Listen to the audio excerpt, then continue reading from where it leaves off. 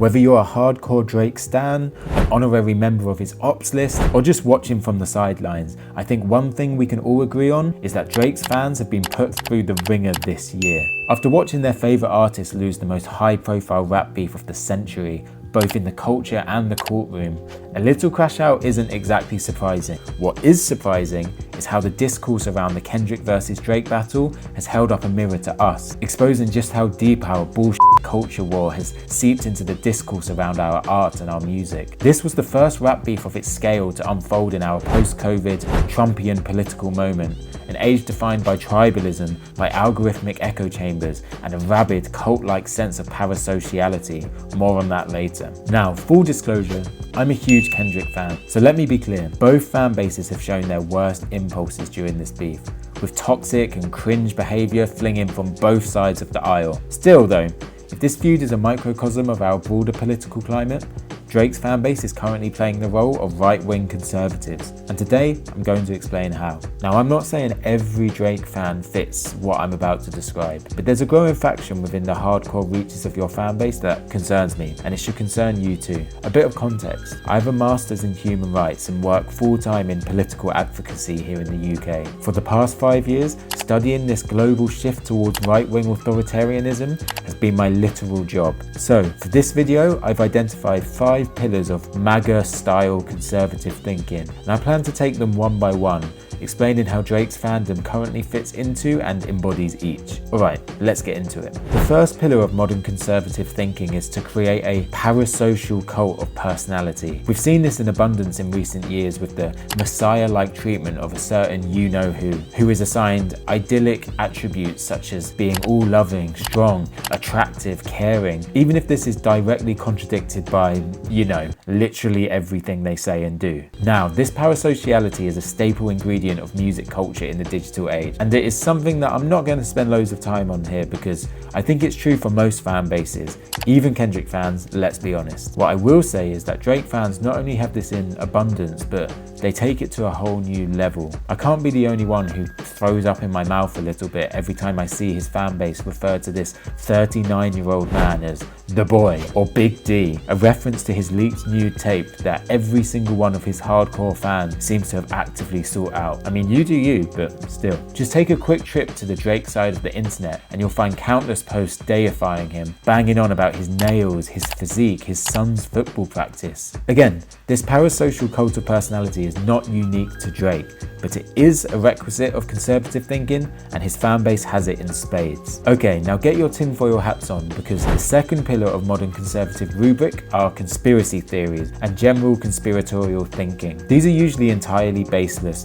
flying in the face of simple logic as well as the advice of academics and experts. More on that in a minute. Conspiracy theories are usually weaponized against whatever the out group is in that political moment, usually immigrants, as well as political adversaries or even the result of a democratically voted election, for example. But what about a rap beef? Throughout the Kendrick battle, Drake's stan base had their OVO branded tinfoil toques on so tight that they must have cut circulation off to their brain. In fact, that actually explains a lot. But to an extent, so what? Crazy accusations are a part of rap beef, and it's not like there weren't unsubstantiated claims coming from Kendrick's side. But then came the lawsuit, and this is where things really went off the deep end. Payola this, bots that. Drake has a big red button and you guys just aren't ready for him to press it. What started off as simple cope soon descended into an entire subreddit entirely dedicated to digging up evidence for Drake's lawsuit, as if they were part of his legal team themselves. You seriously had to see it to believe it. People would be highlighting the most normal things in the world, convincing themselves like it was some crazy gotcha moment that proves the big conspiracy that's been keeping Drake, net worth of $250 million by the way, pressed down under the boot of a cynical music industry. It was real, ignore the evidence of your eyes and ears, 2 + 2 = 5 type activity. And then the lawsuit finally ended in an unequivocal Drake L. And that was the end of it, right? Fake judge, pay to win legal system, UMG mafia sending threats to the judiciary, a conspiracy that goes all the way to the top. You really can't make this stuff up. This conspiratorial thinking goes hand in hand with the third pillar of modern conservatism, a sense of manufactured, weaponized victimhood. For example, have you ever noticed how, after years of calling the left snowflakes, it seems that nowadays it's the right wing who are offended by everything? They're the ones leading the charge to cancel comedians for saying offensive things.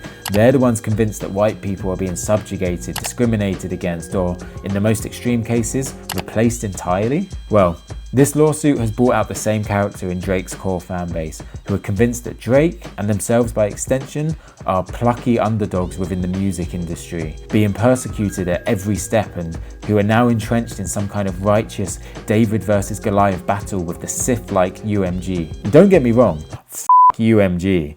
But let me remind you again that Drake has a net worth of $250 million and has spent over a decade taking petty shots at people he didn't like and just generally inviting problems onto himself, including the very accusations that Kendrick leveled against him that then formed the core of his failed lawsuit, by the way. The problem with this artificial victimhood is that it creates a snowball effect whereby the self-proclaimed victim group becomes more and more insular, engaging in more conspiratorial thinking from their algorithmic echo chambers, which are all too happy to keep feeding them content that confirms their beliefs. So nobody's mind ever gets changed. And this, in a nutshell, is how we end up in the political moment we've found ourselves in now.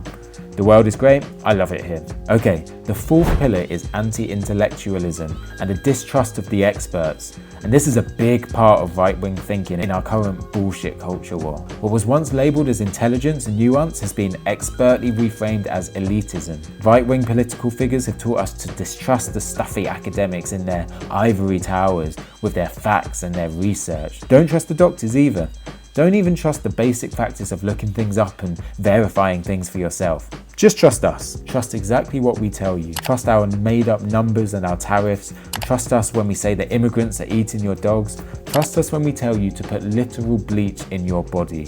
Just don't trust the experts because the experts are terrible. That's an actual Trump quote, by the way. You can look that up. There's a great article on this topic that I will link to in the description, in which Waters and Dion highlight how the danger of our current political moment is the way outright lies and a denial of basic facts have permeated our national dialogue, beginning at the very top of the political system. It has been fascinating seeing this same anti-intellectualism run rife within Drake's fan base, who have conducted all manner of mental gymnastics to position Kendrick as the stuffy, out-of-touch academic, and Drake as some kind of down-to-earth, everyman type rapper. To an extent, they are right, but only insofar as the fact that Kendrick creates nuanced, layered projects that explore complex social and psychological topics, and Drake makes playlist albums for H&M, and that is not the flex that they think it is. However, it is this framing of this fact as a good thing, something to be desired in an artist, that really aligns the fan base with contemporary right-wing thinking. For my money,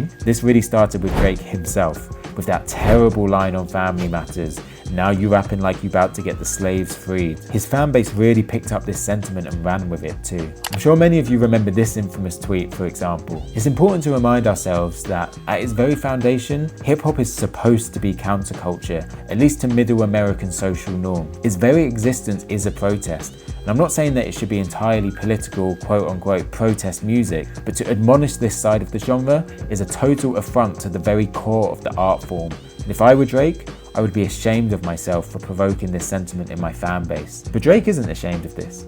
In fact, he completely fans these flames by collaborating with streamers like Aiden Ross and XQC, two guys who are not only very much parts of this right-wing political engine, but who are key mouthpieces in disseminating this culture of anti-intellectualism that keeps this engine oiled. I mean, we all saw that ridiculous XQC crash out on this exact subject matter. The reality with this guy is that if you care that much about lyrics, just read a book.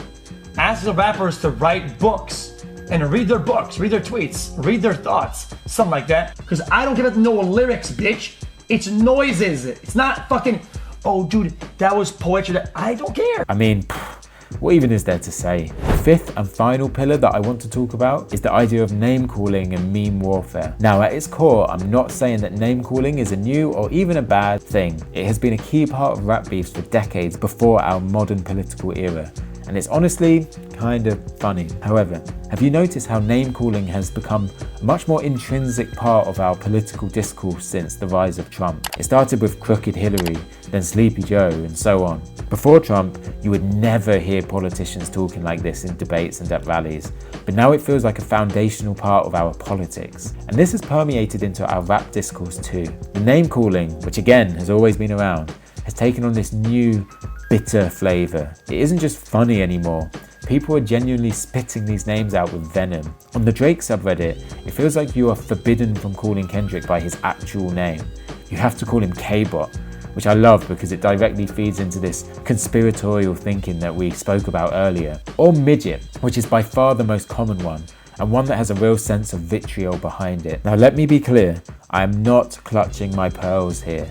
In fact, I actually loved all of Drake's short king bars throughout the beef. I think they were by far the best and funniest shots he took at Kendrick. But the way his fanbase uses this word is just devoid of any humour.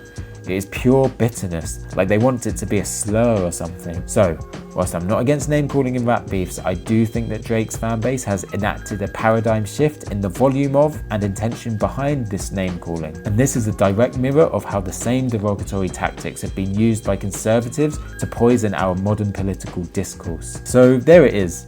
A once vibrant fan base has been MAGA-fied, and it really breaks your heart to see. And I don't even necessarily blame the fans. I think that our discourse over any divisive topic has become totally f***ed in our modern era of algorithmic echo chambers and culture war bull.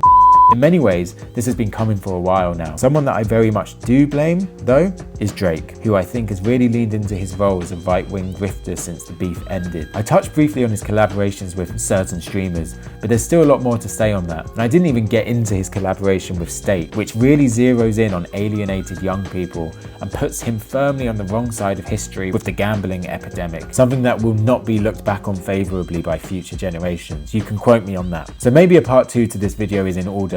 We'll see how it performs, but do let me know if you like this type of content and would like to see more of it. Of course, if you did enjoy it, please consider subscribing and leaving a comment. These help ginormously in getting this video to hit the algorithm. Plus, I would genuinely love to hear your thoughts on the topic. And if you want another way to support what I do, please check out my Patreon. For just a few dollars, you can get access to early videos, exclusive content, as well as the opportunity to have your name included in the credits and have your questions answered at the end.